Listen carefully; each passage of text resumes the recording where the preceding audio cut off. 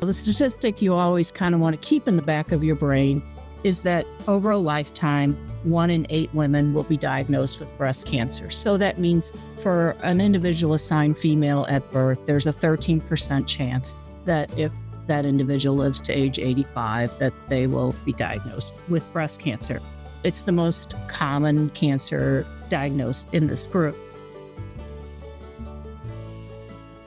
You're listening to the ONS podcast, where ONS Voices Talk Cancer, a resource from the Oncology Nursing Society.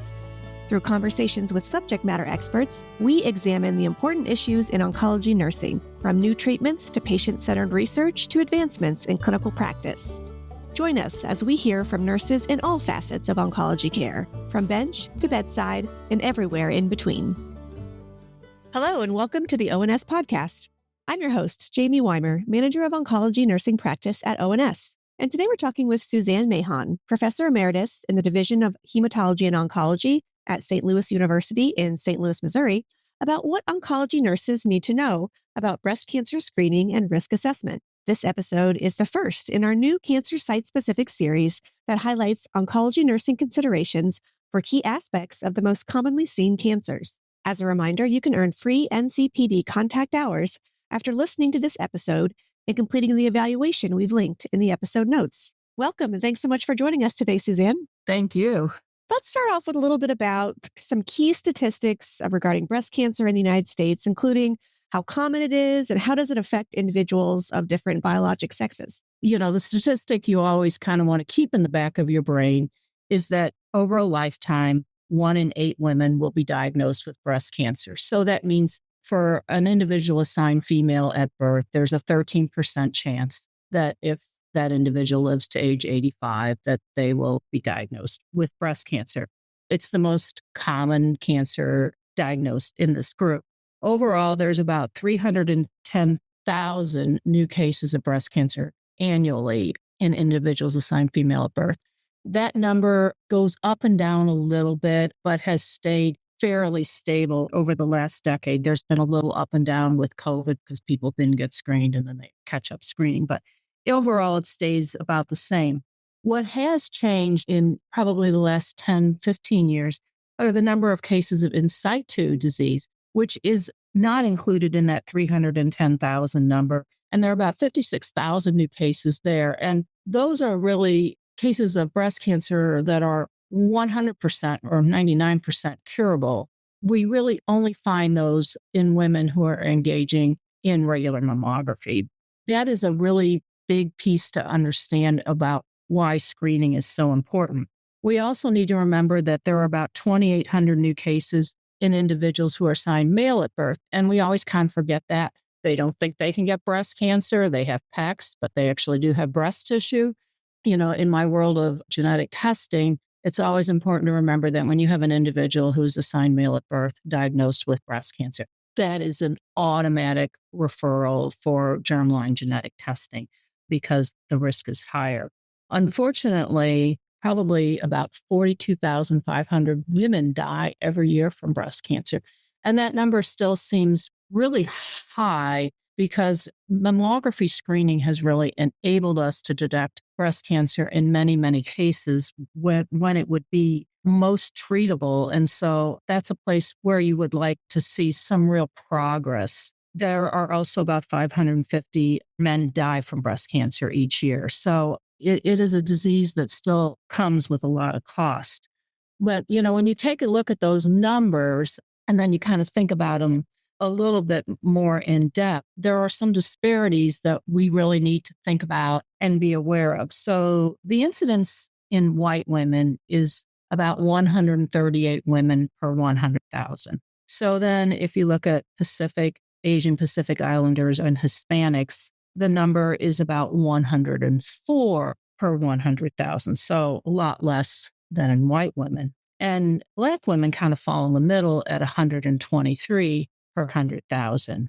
So even though they have a much lower incidence than white women, their death rate in Black women is about 38% higher. That's another place where really need to think about targeting efforts to help change that. That's attributed to Black women having a later stage diagnosis in many cases? And is that access to screening and access to maybe better treatment, high quality treatment? And unfortunately, they also have a higher incidence of triple negative breast cancer, meaning that the breast cancer pathology is estrogen negative, progesterone negative, and HER2 negative. So there are groups that we really need to target to improve access to good, effective screening.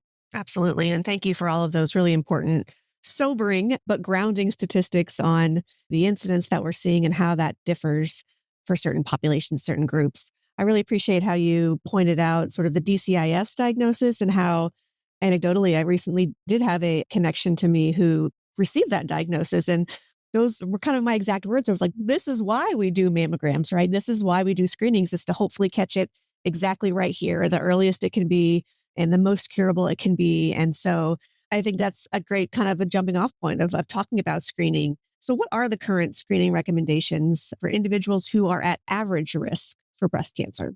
It's always important, I think, first of all, to differentiate between prevention and screening, because there's still a lot of confusion out there. So prevention are the direct steps we take to keep a cancer from happening. Then screening are the steps we take to find it when it's in its earliest, most treatable stage, and ideally in an asymptomatic, meaning person's not even aware they have it. In terms of prevention, for all individuals, whether they be of average risk or high risk, we can offer the importance of eating a healthy diet, eating a low-fat diet. We want less fat cells because the fat cells, they have an estrogen-like effect on the breast. So the more circulating fat cells, the risk of breast cancer increases. For the same reason, we want people to avoid obesity. And we want them, and that's what leads to the recommendation that individuals engage in 150 minutes of intentional exercise a week, because it not only boosts the immune system, but helps keep that weight where we want it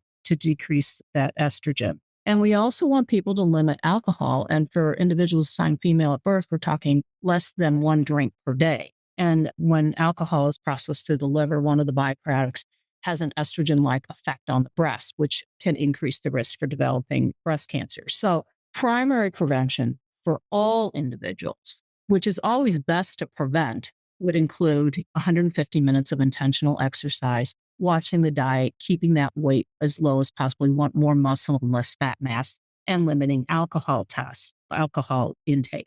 Then we go and we talk about screening. So screening is looking for disease in someone who doesn't have any clinical signs of the disease. Okay, so we're looking for it in asymptomatic individuals, just like your friend who had the mammogram, I'm assuming, and they found that in situ breast cancer, it was so small that it's relatively simple to remove and likely will not be bothered by that cancer again. So how often do we hear individuals say, well, I can't believe I got breast cancer. I get a mammogram every year. A mammogram is not going to prevent you from getting breast cancer. The whole thing that mammography, as you stated so well, the purpose of it is to find it when it's so early that it's 100% treatable. Guidelines for screening for women of average risk have undergone multiple iterations over the years, and there is not complete consensus across groups about what is best. For decades ago, we talked to everyone about doing breast self-exam or breast awareness, and it should be done at every month, and, a series of steps and whatnot. And in and of itself, breast awareness or breast self-exam will not find the majority of breast cancers when they're really, really early. You're certainly not likely to find in situ breast cancer. But on the other hand, it can be helpful in women who are maybe not old enough to have a mammogram, or perhaps finding an interval change that occurs between mammograms. So we don't discount it. The U.S. Preventive Services Task Force advises against breast self-exam and a clinical breast exam. The American Cancer Society kind of says if you want to do it, you can. And the NCCN recommends that you do it annually to the extent that a woman wants to engage in breast self-awareness. And the same is true for a clinical exam by a healthcare provider, such as a nurse practitioner, physician, gynecologist, things like that. A clinical exam by a provider, I always say it's operator dependent. Some clinicians do a great breast exam. Some don't do such a great exam. But once again, it has to be there for us. It has to be to a certain size for us to find it that way. That's why mammography is the gold standard of breast cancer screening. The guidelines are a little bit more concordant on that than they were. The NCCN says everyone should start it annually by 40 and kind of continue it until they would no longer be able to tolerate surgery or something if you were diagnosed. So until you're really frail, you would continue that. And the American Cancer Society says you can start at age 40 and do it annually, but certainly should be doing it annually by age 45. And they say you can do it annually till 54. And then it's your decision whether you want to continue annually or every other year until, once again, you kind of reach a point where you're not going to do it anymore. So my point being is there's not for either of those agencies kind of a stopping point. The U.S. Preventive Task Force says you can start at 40. It certainly should be at least biannual. And if you want to do it annually, you can. So that has actually been a disservice for mammography because, every time someone changes the guidelines, it goes on the evening news and people are kind of confused. I think most people that kind of work in this business, we kind of ascribe to once you become 40, get a mammogram every year until you've reached a point where you're too frail and too ill. So if you were diagnosed, you want to treat it. I think that's really important. Mammography is going to find that breast cancer long before you would feel it and when it really is 100% treatable.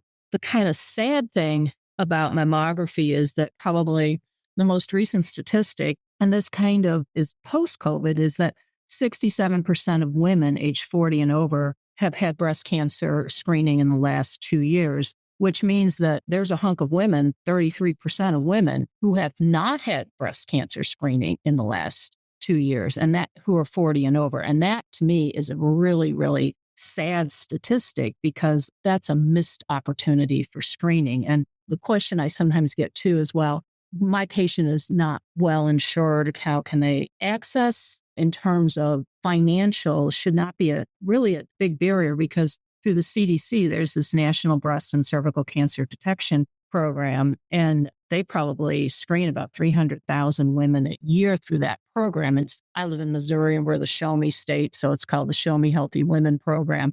But that allows our women who are underinsured to get a mammogram at no cost. And if they are diagnosed and they're uninsured, they convert to Medicaid that afternoon, so you can start their treatment right away. So it's an amazing program. So that should not be a barrier for getting individuals to mammography. And the other thing is that mammography is kind of easy. If you're 40, you don't need a prescription order. You just simply call the center and say, I'm ready to get my mammogram. It's been 366 days since my last mammogram. I'm ready. And if you have no symptoms of breast cancer, no history of breast cancer, and you don't have breast implants, they can schedule that without a physician order. So it is easy to do, but it's not because we have to get people there. That's so important. And as you clearly illustrated, I mean, the inconsistencies between the different organizations that provide guidelines certainly is not helpful to those people who aren't medically literate, that aren't as savvy as maybe our oncology nursing audience might be to know what is right or what should they do. And so it really, to me, emphasizes the importance of us as oncology nurses really being those liaisons to help, again, for average risk women, to help them understand that, like, here is what is recommended. Or, here are some questions you can talk with your doctor about or ask these questions. And so they understand really what is the right course of action for them, because it isn't easy to understand even for us. And so imagine what those who aren't regularly enmeshed in the healthcare environment, how confused they might be on when they should start their screening. And so I think this information is really important for us as we encounter our friends, our family, people that we interact with in our community, of helping to make sure that they do know what the right course of action is. So let's talk now a little bit about risk factors. What are some of the primary risk factors, generally speaking, for developing breast cancer? Most of the risk factors for developing breast cancer are largely out of our control, meaning that they are not modifiable. And the three biggest are being assigned female at birth, getting older, especially after the age of 65, and family history plays a really important role, especially of a first-degree relative, a parent, a sibling, a child diagnosed with breast cancer. That increases risk. A lot of times people don't realize that the father's side of the family, that paternal history is just as important as the maternal history. And that's a myth we always need to kind of try to stamp out because patients say, oh, I don't have to worry. It's all on my father's side. And I'm like, but you do have to worry, Those are probably big risk factors. Certainly, any individual who has a family member who has a germline pathogenic variant, and we always think about BRCA1 and BRCA2, but there are so many other genes now that are associated with increased risk for developing breast cancer. They are not of average risk and they need to be managed differently, as do individuals who've had atypical ductal hyperplasia on a biopsy or lobular neoplasia. They are at higher risk and they're going to be managed a little bit differently. Sometimes we forget that women and individuals who've had breast cancer, especially if they had it at a younger age, their risk of a second breast cancer over time is about 1 or 2% per year. So if you have a first breast cancer at 40 and you live another 30 years, 2 times 30 is 60, that risk is substantial. A lot of times we don't see as much anymore, which is good. Individuals who had a lot of radiation to the chest. We used to see a lot of young individuals having radiation therapy for Hodgkin's disease that encompassed the chest. And a lot of them were diagnosed with breast cancer afterwards. That is not as big of a treatment anymore, but still a consideration. And we look at family history not only of breast cancer, but breast, ovarian, pancreatic, melanoma, and prostate. You kind of need to think about all of those things. There are hormonal factors that you think about. Risk is thought to be tied to the number of cycles a woman has over a lifetime. So they start their menses long before 12, or they go long after 50 or 55. That's more cycles. It's thought that interrupting that cycling with a pregnancy, especially before the age of 30, may be beneficial, but it's not a major risk factor. The jury is somewhat out on whether or not estrogen-based contraception increases risk and whether estrogen replacement therapy in postmenopausal women increases risk. It's a consideration when you're managing someone who has germline risk. It may increase risk a little, it may not. As I said, people who consume large amounts of alcohol and who are overweight and probably not engaging in a lot of physical activity are at risk. And one that's kind of new, I guess, to the risk factor list is having dense breast on mammography. Depending on what state you lived in, and we've had it in Missouri, surprisingly, for quite a while, that the mammographer is required to inform the individual if they have dense breast and that might limit the sensitivity of the mammogram because mammography looks for density, and if your whole breast is dense, it's harder to find the density. But we expect a woman who's 40, 50 to probably have dense breasts, but a woman who's 65, 70, 75, who is long postmenopausal, we would expect her breast to not be so dense. So in that group of women, the risk may be a little bit higher, but it's a confusing kind of risk factor because does it increase the risk or does it just make the mammogram harder to interpret?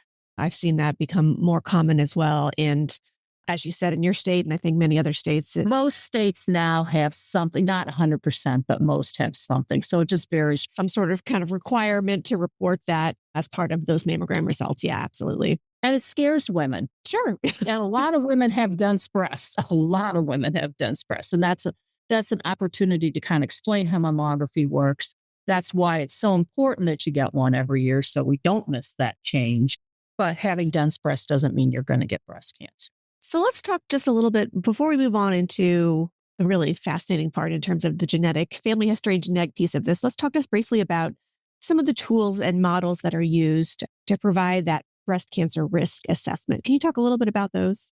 Absolutely. So there are many models, and I just rolled through a whole lot of risk factors what these models do is they take some combination of risk factors and some get weighted higher than others. And most of them do not work for individuals who already have a diagnosis of breast cancer. So these are for non-affected or persons who don't have a diagnosis. And they take these risk factors, some combination of them, and they kind of try to estimate. So remember, if we step back to the beginning, I said, there's about a 12 or 13% chance. That's the average risk for developing breast cancer. So they look at an individual's risk for developing breast cancer. And if their risk factor is 12 or 13%, it's kind of pretty average. But if they have a different combination of risk factors, their risk might be 15, 16%. So it's a little higher, but not through the roof. We start getting concerned that maybe we need to modify those screening recommendations I just spoke about when it starts to get kind of over a 20% lifetime risk. And there are a number of models out there. Some of the, actually, if you have the vendor that you buy your mammography equipment sometimes has an assessment that comes with it. But in the world where I work with in genetics and prevention and detection, the three that you see used the most commonly are the Gale model. And this is actually available through the NCI now. And it's going to give you your immediate risk for developing breast cancer, your risk in 5 years, and your lifetime risk. But the individual, when you use these, you kind of have to be responsible because this one does not consider any paternal history. It doesn't consider any family history of ovarian cancer. It does not consider the age at which a relative was diagnosed, which can make a big difference. But, that's one model. The Breast Cancer Surveillance Consortium has a calculator out there, and theirs gives you a calculation for now in the next 10 years. And theirs is kind of interesting because they look a lot at breast density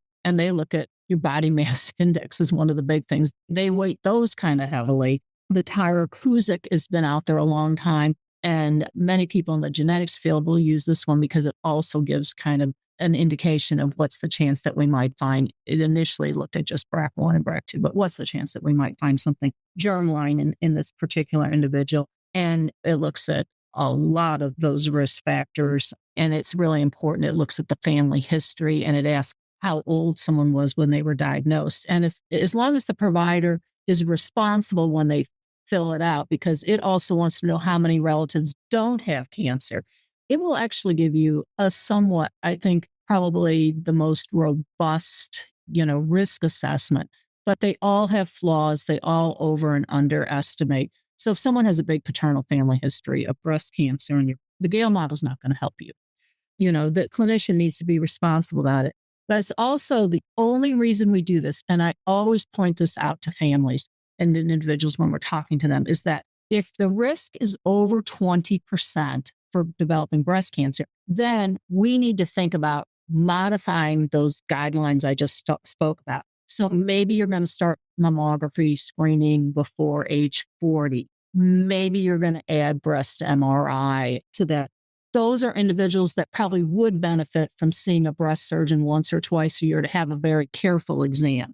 We're going to screen them a little bit more aggressively and rigorously than we would of someone of average risk. So when we do these models, it's really just, if we get to that point, once they're at 20, 25%, I'm not sure it matters what the number is, because then you're using this to guide your screening. It's not to terrify people, I guess. And I think it's really important that we explain that to families. I think that's very helpful. And because as you mentioned, a lot of the things that we do recommend are based on average risk. And so if you're not average, if you're above average, this would be not a great time to be above average. But knowing that, that does then give you the information as a patient to, as you said, screen differently, have a different cadence or a different technology involved in that screening to make sure that trying to, again, be more mindful, more aggressive in that screening so that we can catch those potential cancers earlier.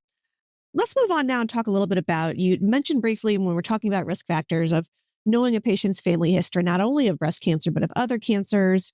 And really that leads us to talking about, what are those genetic links that people need to be aware of? So let's talk about, can you discuss the factors that we consider when assessing an individual's genetic risk for breast cancer development?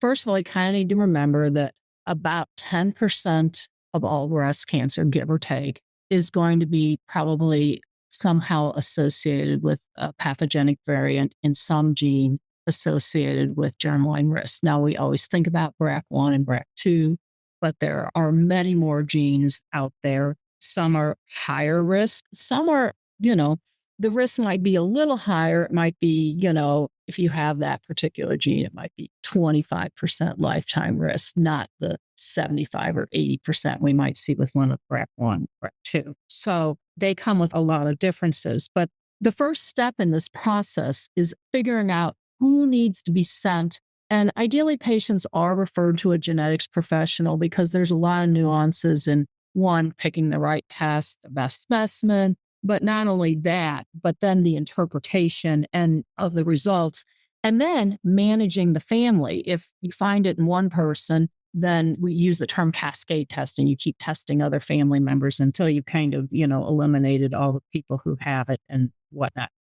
It really is best managed probably by a genetics professional. But when I think about, what are factors that what are those red flags and things that should send you thinking about referring this person? So first of all, we think about patient factors, because I always kind of break it into patient factors, like pathology factors, things you see on the path report, family history, and then the newest one to the forefront are treatment decision-making factors. So for breast cancer, if the individual is diagnosed with breast cancer at age 50 or younger, and that's someone who's assigned female at birth, anyone who is assigned male at birth at any age, need to remember that there are some ethnic groups that are higher risk. And so if you have an individual who has Ashkenazi Jewish ancestry and they're diagnosed with breast cancer, that is enough of a reason to send them. Other things, if the patient has a personal history of ovarian cancer, fallopian tube, peritoneal cancer, pancreatic cancer, that is a reason. And although it's not a diagnosis of breast cancer, individuals assigned male at birth who have been diagnosed at age 55 or younger with prostate cancer, they should be referred. So young prostate cancer. So all of those individuals we would consider referring for testing. So it's not just people with breast cancer. Then you kind of think about, what are we seeing on that pathology report? Any individual diagnosed with triple negative breast cancer, and that's breast cancer that's estrogen negative, progesterone negative, and HER2 negative. Individuals who have had multiple breast cancers, and this is really hard. Sometimes people can have two breast cancers diagnosed at the same time, one in each breast, or two different breast cancers in one breast. And sometimes they've been treated successfully for breast cancer, and 5, 7, 10 years later, they get a second breast cancer, but multiple breast cancers. We are always concerned about individuals who have lobular breast cancer and a family history of gastric cancer, because that can be associated with the CDH1 pathogenic variants. And as I said, we're paying more attention to prostate cancer than we used to. So if someone has metastatic, such as a stage 4B or node positive prostate cancer or Gleason 7 prostate cancer, that is a reason to refer them regardless of their age, because we've seen that on the pathology report. And finally, this is one that's, I think, harder for people to be aware of, and we need them to be aware of. On your somatic test reports, so you've done testing on a tumor, and doesn't necessarily matter what type of tumor. It could be lung, it could be colon, it could be pancreas, could be any of those. And if they have something called a higher variant allele frequency, they have detected some pathogenic variant on the tumor testing that's associated with germline risk, BRCA1, BRCA2, CHEK2, PALB2, any of those genes that can be associated with germline risk. We saw that on tumor testing. That can actually be a sign of germline risk, and they need to be referred. So it's kind of that intersection of it, and we need to be really mindful of that, because I think, unfortunately, a lot of those get missed. Then, we think about family history. So certainly anyone who has a family member who's been diagnosed with a pathogenic variant, such as BRCA1 or BRCA2 or PALB2 or CHEK2 or MLH1, MSH2, any of the germline genes, that would be an automatic reason to refer them. And if an individual comes from a family where there's breast cancer before age 50, or they have some of those rare cancers like male breast cancer, ovarian, and pancreatic, or metastatic prostate, that would be a reason to think about referral. And finally, individuals who have multiple relatives on one side, but it can be maternal or paternal, with breast cancer, or they have multiple cancers, that fit into that syndrome. Any of them would be appropriate to refer. And finally, now, in terms of breast cancer, when we can offer testing, because it might help us to choose a PARP inhibitor, especially if they have a gene on the homologous repair path, that would be to use a PARP inhibitor. So if they have metastatic breast cancer and we're considering PARP inhibitor therapy, or if you're considering olaparib for high-risk HER2 breast cancer, that might be a reason to consider genetic testing. So there are a whole lot of reasons to think about testing. If you look in the NCCN guidelines for high-risk breast and ovarian and pancreatic. They spell all these out. They change over time. They don't change regularly, but they do change over time. In the ONS Genomics Precision Medicine Library, there are two, resources that nurses can use that have kind of these red flags written out. You can kind of use them, one for teaching patients, and the other one you can kind of leave nest and say, wow, check. The patient meets this. I should probably refer them for germline testing. Absolutely. And as you mentioned, a great library of resources that we have available on our website to help support many of the things you've mentioned, even specifically some of the germline genetic syndromes. There are certain voice articles and reference sheets that helps explain those and kind of break those down in simplified kind of bite-sized pieces. And so certainly a wealth of resources to check out there to help support a lot of the concepts that we've introduced today. Finally, Suzanne, can you explain what is the importance of testing for some of the high penetrance genes in individuals who are at that higher risk for breast cancer? It is life-changing. It's devastating when someone learns they have it, but it's also life-changing in terms of, I always say I've had a front row seat in the genomics revolution, but when we find someone who, and we'll use BRCA1 and BRCA2 as the example, although there are many other genes out there. So an individual gets diagnosed with ovarian cancer and we test her and she's BRCA1 positive and she has 2 sisters and 2 brothers and 3 kids of her own. And we can then systematically work through that family and we can test the kids and the siblings. And there's a very organized way of doing this and say, yes, you have the increased risk, or no, you don't. Now, if you don't have the increased risk, you still have at least average risk.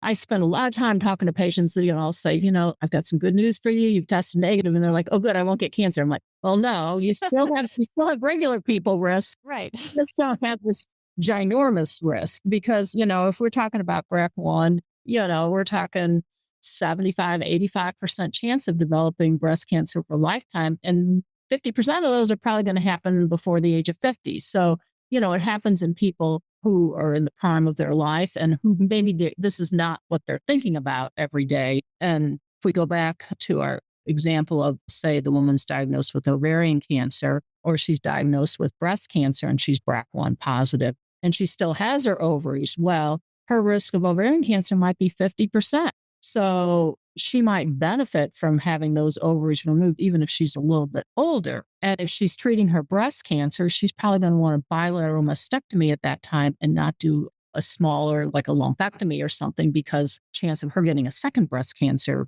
is so much higher. So for an individual, let's use BRCA1 and BRCA2 as an example. If someone was found to have that, we usually test individuals assigned female at birth about age 25 for this. We would be talking to them about very aggressive breast cancer screening. We would be starting mammography breast MRI between 25 and 30 and seeing a breast surgeon. And we might then add mammography at 30 or 35. But we are also going to be talking to them about your chance of breast cancer is so high.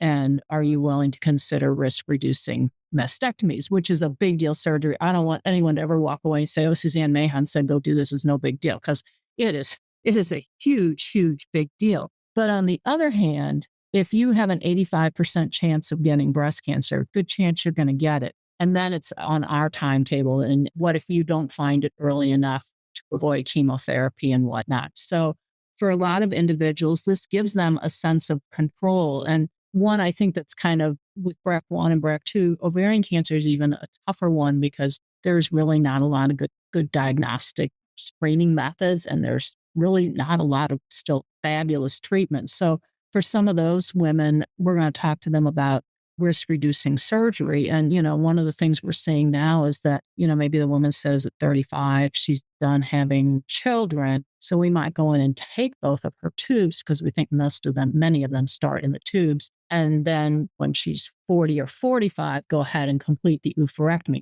She's still going to have an early menopause, but we might have been able to kind of reduce that risk a little bit. But those are big deal surgeries. They come with a cost, but it's also that someone can really make that decision that I'm going to do this big thing because I'm going to try to prevent cancer. And then, when you go back to your person who they've tested negative for the known pathogenic variant family and there's nothing on the other side of their family, they can have a lot of kind of relief. I mean, their risk is not zero, as we keep telling them, but their risk is average. And then they can be pretty comfortable following those guidelines. So it is life-changing if it's in the right hands. One of the things that always makes me really sad is that probably less than 40% of people who are eligible for this cascade testing, and mind you, many of the laboratories, if we test a parent and say they have a pathogenic variant, they will offer free testing to relatives for 90 to 120 days in that lab. They don't even have to pay for the genetic test. They just have to get the counseling and send it. But less than 40% of individuals who would benefit from cascade testing ever get it done. And we know that happens for a couple of reasons. First of all, somehow or other don't get the education and the message that that's important. But two, that coordination of care, that's a big part of the clinical practice of a genetics professional, is organizing that care. So, I'd see a family and I'm like, okay, I can take care of this one and this one and this one because they're in Missouri and Illinois, and that's where I was licensed. But the one in Kentucky, I can't take care of. So I'd have to find a counselor in Kentucky to take care of that relative. That takes a lot of organization. And so I think when you're thinking about ordering germline testing, I think you need to think about, one, do I have the ability to manage this patient? Do I understand that science enough? But two, do I have the bandwidth to take care of the rest of their family? So I think that's really important. And then I'm going to give my public service message for all genetics professionals. When you're thinking about sending a family, there's some things you can do that will really help make that such a better experience for all involved. And first of all, when the patient comes, we need a full family history. We need to know as much as we can about the maternal and paternal family history. And ideally, the nurse who's referring them is helping them collect that and they're documenting it. But, if they show up and they say, oh, yeah, there's a bunch of people, and then they're in the office and they're like, well, I could call Aunt Betty now. And then they're talking to Aunt Betty about their pie recipe. And I'm just sitting there like, I want the information. Well, help us get that before they get there, because, or they say, someone in my family's had testing, but I don't know what it is. We can't test them. So we need to see that full family history before they get there. And we need that prior testing that they've had. We need to know what their pathology report is. Have you done any tumor testing? Has germline testing been done in them or in family members? And we also ask for direct-to-consumer testing, not that it's overly reliable, like things like 23andMe or those kinds of testing. We want to see all that because I'm going to think about all of that before I begin to order testing. So that is really important. So you need to kind of help people to understand that. And I want you to know there's a video in the library, the learning library, on going to your genetic counseling. It's like 4 minutes. It's animated. It's very non-threatening.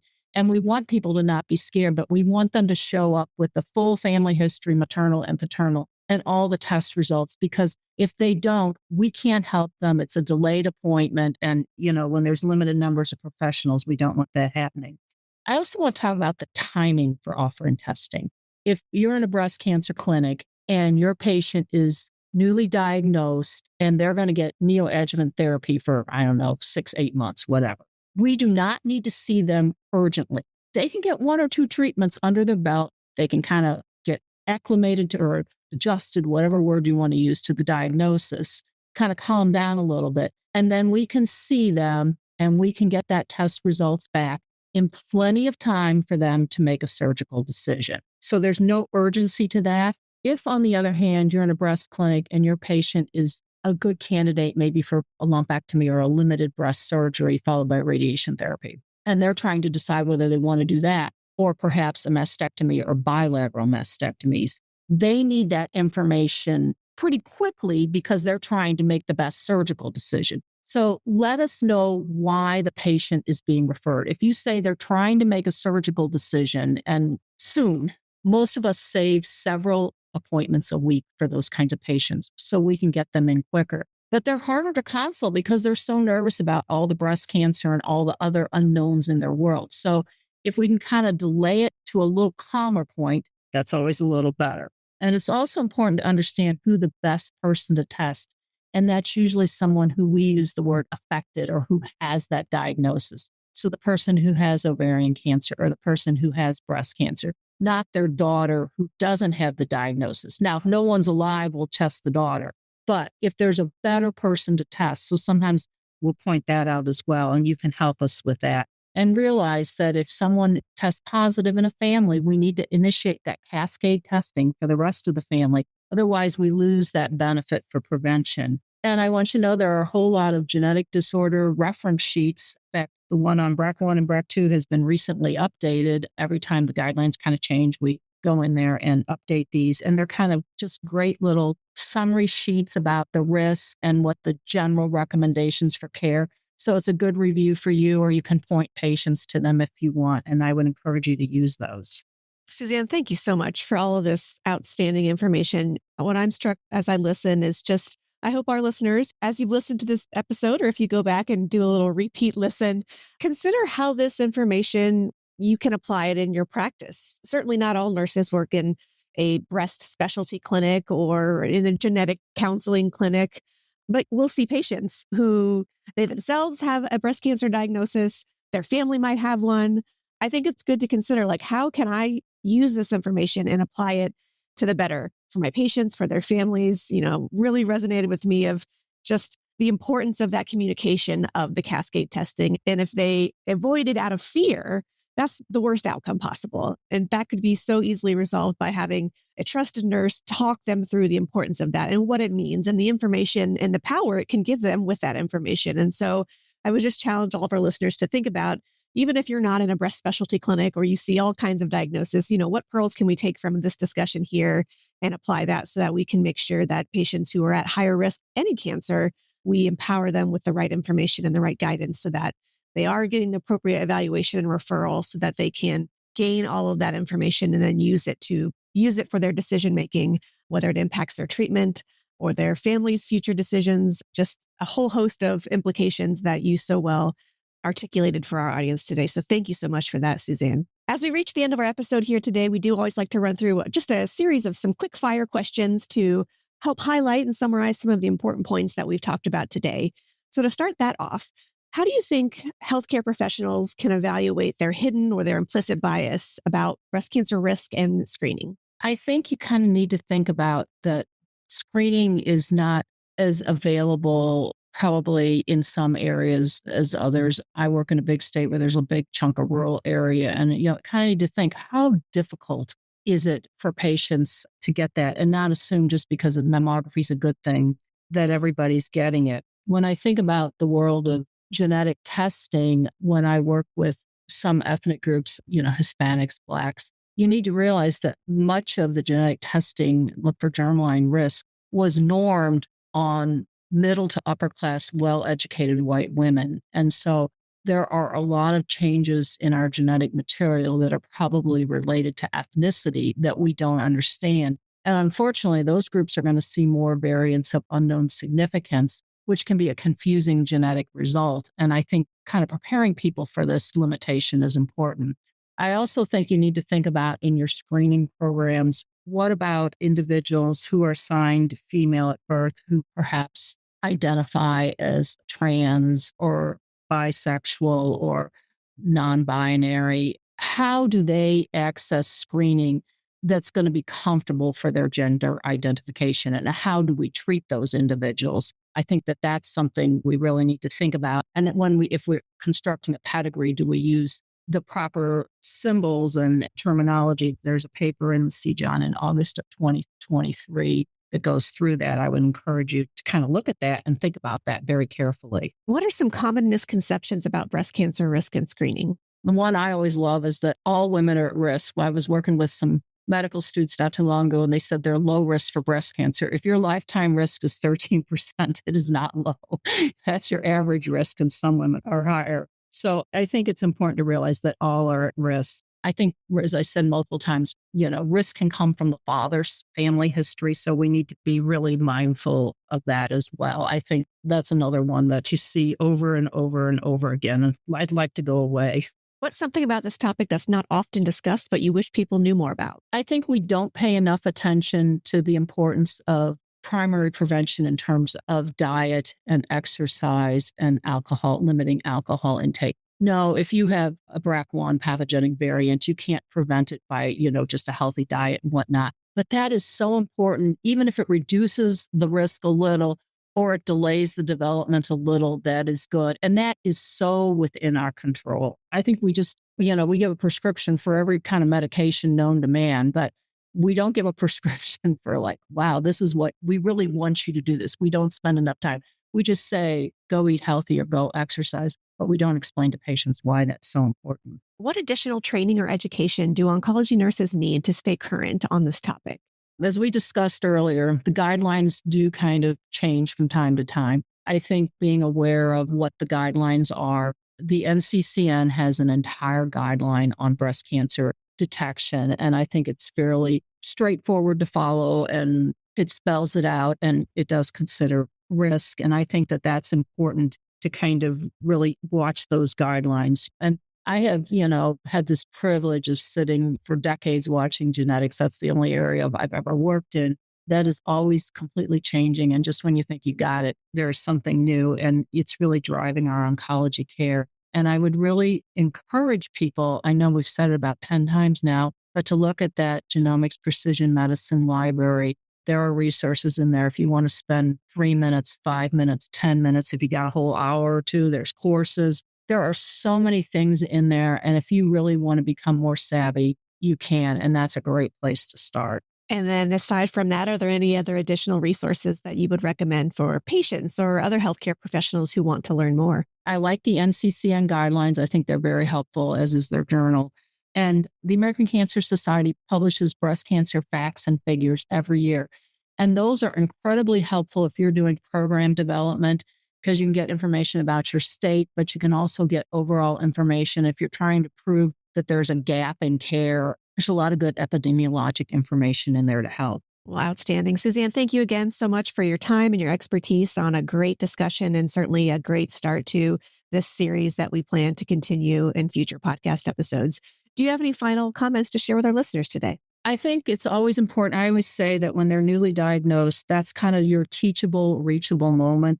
They are there engaged, and that's your chance to really look at the family history and tell them why it's so important to understand their family history and gather it. If they're newly diagnosed and they're sitting in your office, that's your teachable moment to say, your siblings or your kids, anyone that's 40 or over who hasn't had a mammogram in the last year, remind them to go do that right away. And then we'll follow through if there's any additional genetic testing. And finally, if we do find a pathogenic variant, to be sure that those other family members get that cascade testing. It's just such a phenomenal opportunity to prevent disease. Absolutely. Well, thank you again, Suzanne. Thank you so much for letting me share this with you. Thank you for listening to the ONS podcast. Tell us about your favorite part in this episode by leaving a review wherever you download your podcast. For more resources and information about oncology nursing, visit us at ons.org and ons.org/voice. The ideas and opinions shared in this episode represent those of the guest and not necessarily ONS.